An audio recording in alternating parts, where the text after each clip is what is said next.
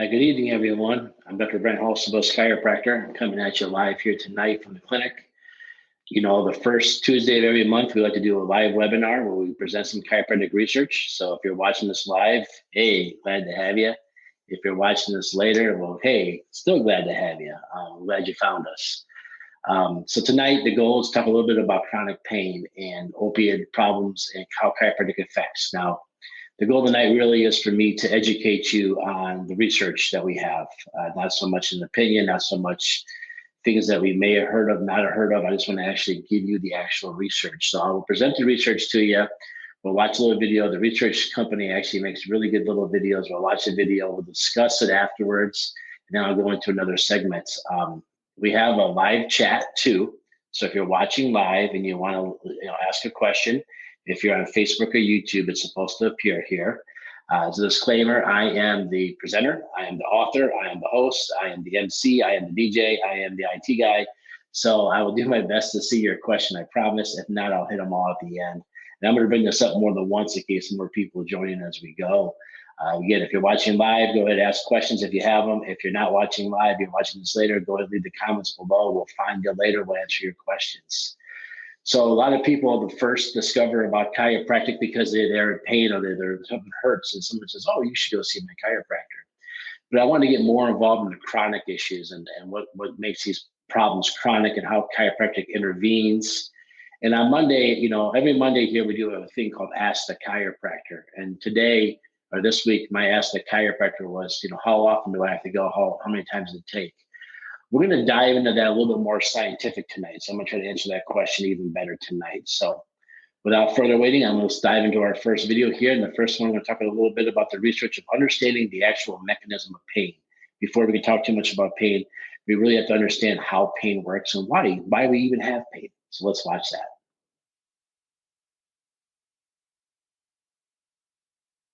Experiencing pain is normal. Everyone experiences pain now and then. Pain is supposed to be a protective experience to make sure you stop doing things that may be dangerous. But chronic pain, that is pain that has persisted for more than 3 months, is no longer protective nor informative. Let's look at what chronic pain is and what you can do about getting rid of it. All pain is created by your brain because your brain has decided that you are threatened or in danger and need protecting. The interesting thing here is that you don't actually have to have any actual tissue damage to feel pain. And if your brain is not aware of tissue damage, you may not feel any pain at all, even when you've injured yourself. Chronic pain is the second most common reason people see a doctor and miss work. More than 1/3 of people with chronic pain become disabled by their pain to some degree. Chronic pain can be mild or excruciating. It can be episodic or continuous. It can be merely inconvenient or totally incapacitating. The pain can be from headaches or joint pain, can be neck pain, back pain, or pain from an injury. Other kinds of chronic pain include tendinitis or sinus pain, carpal tunnel syndrome, and pain affecting specific parts of the body, such as shoulders, elbows, wrists, hands, hips, knees, ankles, or feet. The common thing with all these types of pain is that the actual feeling of pain is always, 100% of the time, created in your brain. This does not mean it's not real. It's very real. But understanding that the pain itself is created in your brain has major implications for how you can get rid of it. And because pain depends so much on what you think and feel about the pain, it's very important you understand pain properly. Your pain experience depends on why your brain has decided you need to be protected, why it's creating the feeling of pain for you in the first place.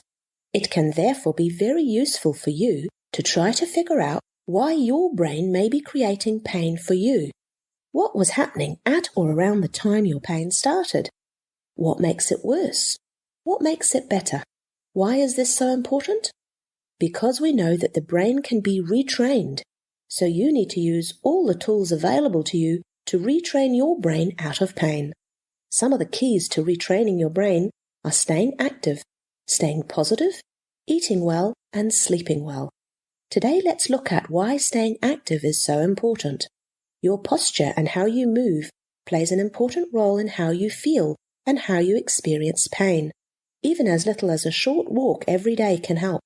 If there are movements you cannot do because of your pain, you can still help yourself by imagining those movements.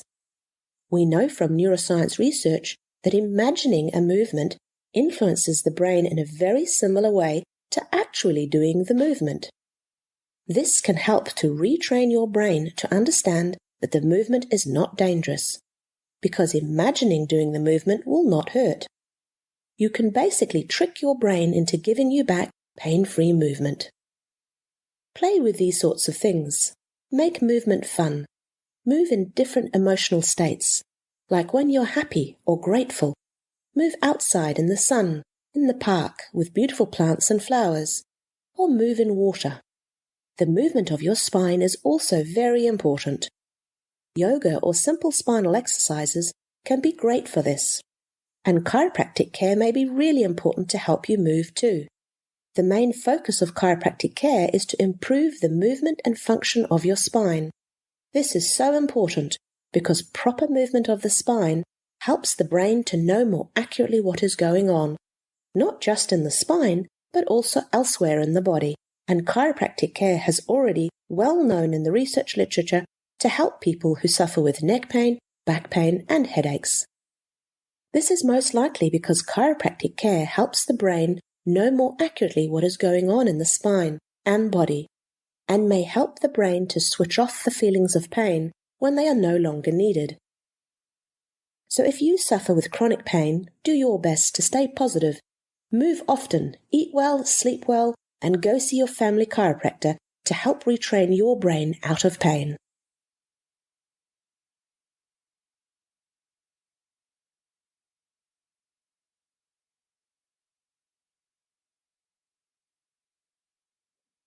All right, so let's talk a little bit more now about this. So we talked about how when you're not moving right, this and then it creates pain. So let me tell you a little bit about neurology and muscles. So I always find this very interesting. When I want to move my arm like this, inside my muscles of my arm, there are Golgi tendon organs. Golgi tendon organs. The brain sends a signal from up here, down my spine, out my arm to those, and it makes my arm move. I can consciously move my arm. Well, the muscles that enter around your spine, the fine muscles that go from vertebrae to vertebrae, lack those. They don't have those. They don't exist in there. So you can't consciously like move a vertebrae. You can't think about, there goes my C5. That doesn't work. But they got muscle spindles, and they got more muscle spindles than anywhere else in the body. And with a muscle spindle, that's where all the nerves come. They're like reflexatory. So what happens is when you have an injury to your spine, one of your vertebrae is misaligns, we call that a subluxation. When the subluxation occurs, the motion is gone on that joint. It locks up. It locks up because it doesn't want you to hurt it more. So it freezes. And what happens is because there's no Golgi tendons, you can't fix it. You can't consciously make it move again. So what we have to do is we have to go in there and stimulate those muscle spindles to make them fire. And when they fire, it starts to move again. So what happens is the body recognizes the normal biomechanics of how the spine moves is altered because the vertebrae got misaligned. And because you can't consciously move your spine because you lack those tendon organs, those Golgi tendon organs, all you have is muscle spindles. They're reflexatory. It's the chiropractor that comes in, and the chiropractor performs an adjustment to stimulate those muscle spindles to get it to move again. So your spine biomechanics is altered when you can't move your vertebrae anymore. That joint recognizes the danger, and inflammation starts to occur, and other long-term arthritic things that create the pain. So the chiropractor goes in there and removes that by using his hand. That's why people ask me, can I adjust myself? You know, you really can't get into that way. You really can't do it. And I can't just sit there and just like move it myself. Those things don't exist. So that's the chiropractor's job. So when you come to the chiropractor, we always see how you move because we know the ones that are stuck are going to start to create pain. Not only at that spot, but also where the nerve comes out, where it goes, because the chemicals being released at that spot travel down the nerve and go wherever that nerve goes. And that's why people get chronic shoulder pain, elbow pain, wrist pain. Yeah, you can damage your wrist and cause problems. But when it comes from the spine, that's where it comes from. It's the fact that we lack the Golgi tendons in our spinal muscles to move them consciously. We only have the muscle spindles which react. And so when they get stuck, they don't work anymore. Because your job of your spine, one of your jobs is to keep your eyes level at all times. So somebody will hurt their neck in a whiplash incident. Then their lower back has to counterbalance to get them going. Then develop chronic lower back pain from a car accident that happened 12 years ago because they're locking up. So let's talk about how chiropractic now, a little bit more detailed, a little more science again, breaks the pain cycle. So the next video I'm going to do is the research showing you that chiropractic can break the pain cycle. Again, if you have a question or a comment, you're watching us live, you just joined us now, go ahead and leave it below. We'll see it. If you're watching this later, hey, still love to have you. Leave a comment, we'll answer it. We'll get back to you, guarantee it. Let's go to the next little piece of science here.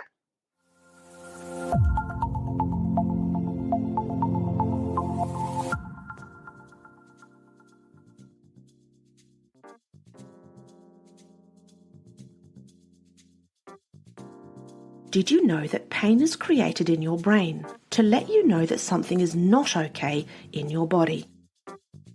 When this happens, it's actually a good thing because it tells you to stop doing some things that are potentially dangerous or harmful.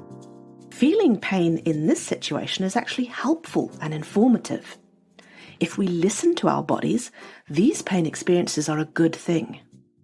But for some people, pain can become a real problem, because sometimes pain can persist even after an initial injury has healed. When this happens, we call it chronic pain. This is when pain has become non-informative and non-helpful, and the pain itself has become a problem. When you have chronic pain, your brain has learnt to be in pain, and you have entered a nasty pain cycle. The way your brain does this is very similar to the way your brain learns anything else. It's called neural plasticity, or brain adaptations. The great thing is that there's lots of ways to break your pain cycle. Staying positive, or eating well, or sleeping well, and staying active can all be great places to start. Even as little as a short walk every day can help. If there are movements you cannot do because of your pain, you can still help yourself by just imagining doing those movements. We know from neuroscience research that imagining a movement influences your brain in a very similar way to actually doing the movement. This can help to retrain your brain to understand that these movements are not dangerous, because imagining doing the movement will not hurt. You can basically trick your brain into giving you back pain-free movement. Brain scientists who have studied the effects of chiropractic spinal adjustments have discovered that adjustments may also change the way your brain gets into a pain cycle. This may occur because it's well known now that chiropractic adjustments have a neural plastic effect on the brain, meaning chiropractic adjustments of your spine changes the way your brain adapts and processes sensory and movement information. In particular, chiropractic adjustments changes the function in a part of your brain called the prefrontal cortex. And the prefrontal cortex is actually the part of your brain that is very involved in how we end up in this vicious chronic pain cycle. To study how chiropractic care may impact on the development of these pain cycles, scientists studied brain activity in people doing what is called a cold pressor test. This involves measuring brain function through EEG recordings or electroencephalography, and they recorded this at rest and then when the participants' hands were immersed in icy cold water. As you might expect, the cold pressor test isn't very pleasant and can be quite painful. The participants then either received a single session of chiropractic care or a control intervention, and then they did the cold pressor test again while their brain activity was recorded. What the scientists found was that after the inactive control intervention, the participants' brain's activity decreased when they repeated the cold pressor test. But there were no changes in the brain activity during the cold pressor test after the chiropractic spinal adjustment session. What this means is that the participants showed pain habituation happening after the sham intervention, which is expected and means that they're getting used to the pain. However, after the adjustment session by the chiropractors, no habituation occurred. The scientists think that this may mean that chiropractic care plays a role in preventing the brain adaptations that occur as pain becomes chronic. In other words, chiropractic care may reset the way the brain processes pain information so that it does not learn to be in chronic pain. This may be why chiropractic care has been shown in research studies to help people who suffer from neck pain, back pain, and certain types of headaches. It could be that chiropractic care helps their brains to adapt better and break the cycle of pain that they're in. So if you suffer from chronic pain, do your best to stay positive, move often, eat well, sleep well, and go see your family chiropractor. Remember, it's never too late to break your pain cycle.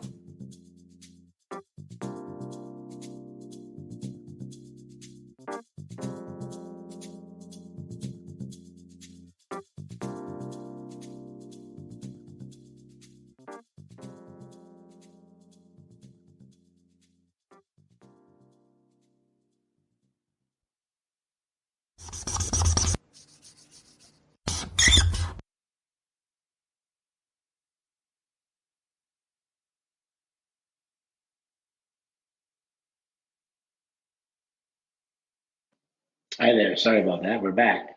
So let me try to explain that what we just watched there and try to put it in clinical terms of what you would see and hear in the office and try to make sense of that. And again, if you're just joining us, you want to leave a comment, go ahead. We'll see you down there and we'll get back to you.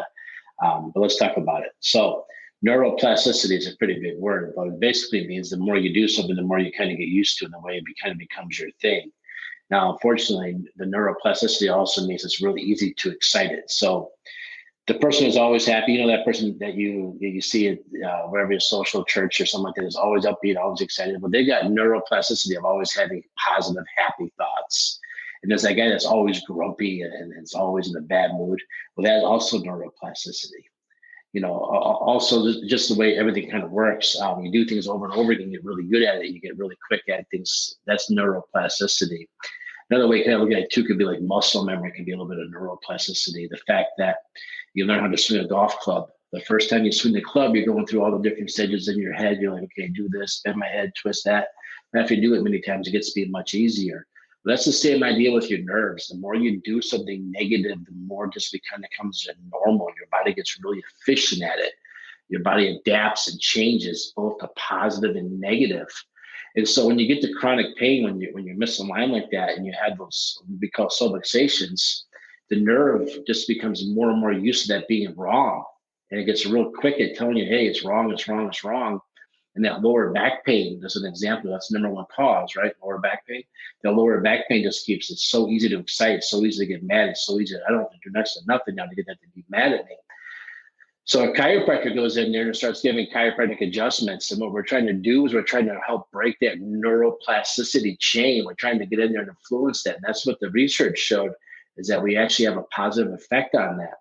Remember that you can't move those muscles yourself. It has to be the reflexes that do it with the muscle spindles. They're all reflexatory muscles, as I talked about earlier. So we have to go in there and change those reflexes and tell the body this is not the way to do things.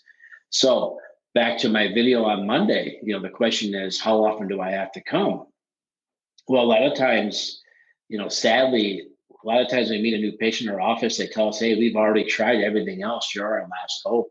I've been dealing with this for years. And they say, well, can you fix this in a week? Well, the neuroplasticity, it's been there for years. A lot of times it's been there for years, even before you know it's there. It might take a couple of years before it talks to you. So we get patients that come in, and we take their x-rays and we see degenerative arthritis and stuff, and they tell us, I didn't even know that was there. So when you give a chiropractic adjustment, the good news is that the research shows it breaks that neuroplasticity, it breaks that pattern. It makes it start going in a different direction. It makes it behave different. This way, the chronic thing, the easy lower back pain that keeps shooting over and over again, no matter what I do, my back hurts. I've tried every different thing. Well, you haven't tried to break the neuroplasticity. That's that my medical friends and doesn't come up very often. So we go in there and we do the chiropractic adjustment with the idea of breaking and then retraining that neuroplasticity to do what it's supposed to do. So when you come in, we take a look at your x-rays. And the x-rays tell us a lot about how long the problem's really been there. So when we see a good looking disc and we see good strong bones with very little arthritic change, there's the healing potential exponentially increases as far as the time and the efforts it takes to get you better. But if we go in there and we see degeneration, we see a thin disc, we see lots of bony spurs, we know that it's been there for a long time. That neuroplasticity, is really, really built into you. It's going to take a little more effort. It's going to take a little more work on our behalf to break that cycle. So that's kind of how chiropractic gets rid of that chronic pain. So if you know someone has had spinal issues and they're in chronic pain, and maybe they've tried to go to different doctors, they tried muscle relaxers, and they tried, the anti-inflammatories, and nothing's really working. We kind of look at that neuroplasticity and think, you know what, this person's actually changed. Their nervous system's actually altered and changed to doing something that needs like a computer, we have to reprogram and reset it. And that's what chiropractic excels in. That's where we look at the spine and we make those changes.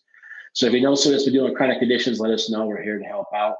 I want to close the night talking a little bit about something that a couple of years ago was a hot topic. It was a new topic, and luckily it's no longer a hot topic. Luckily it's so much better than what it used to be, and that's going to be opioids. Because we know a lot of these people that dealt with this pain, probably up to about 18 months ago, 2 years ago, the only thing we ever did was give them opiates to numb them of this pain. And even today, now the opiates are kind of going away. Now we're starting to see what the doctors were actually going there, and they're sever the nerve. They'll actually burn the nerve to make the nerve stop working.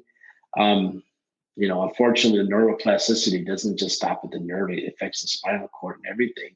And we've got patients that come in and had that nerve burn and they're still having issues. Heck, I've got patients that had their leg amputated and come in and tell me their foot hurts, but they don't got the foot.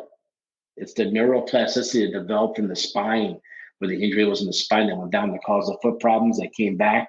So you cut out the foot and the problem's still there because the neuroplasticity still there. So we give them an adjustment, their foot pain goes away from a foot they don't have.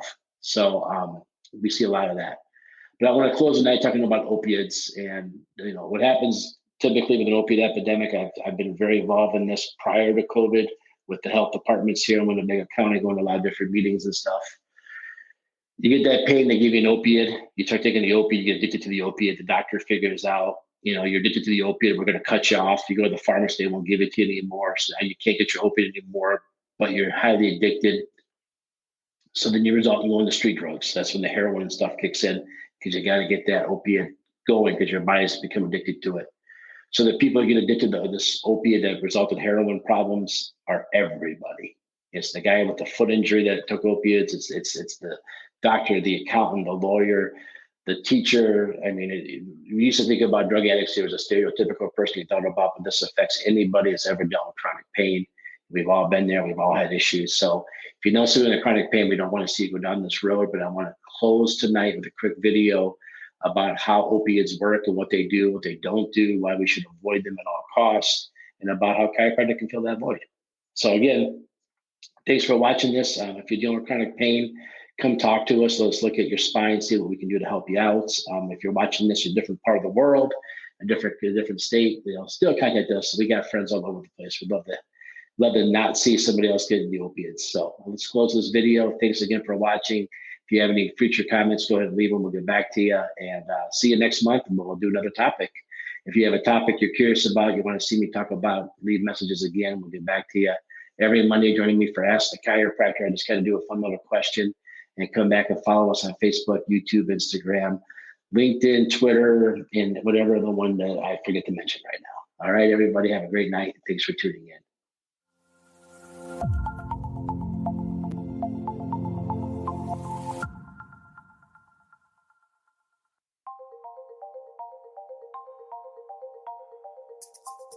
We've all heard about the opioid epidemic. But what are opioids, and why are they such a big problem? Opioids are basically a type of pain-killing drug. No one likes pain, right? So why wouldn't you want to take a drug to help relieve it? Well, I'm going to answer that question by asking another question. Do you think heroin, which is an opioid drug, is good for you?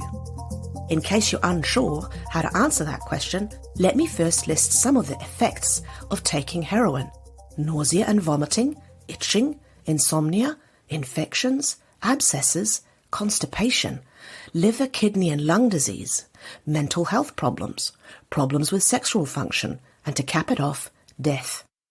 And I'm not just talking about a few deaths.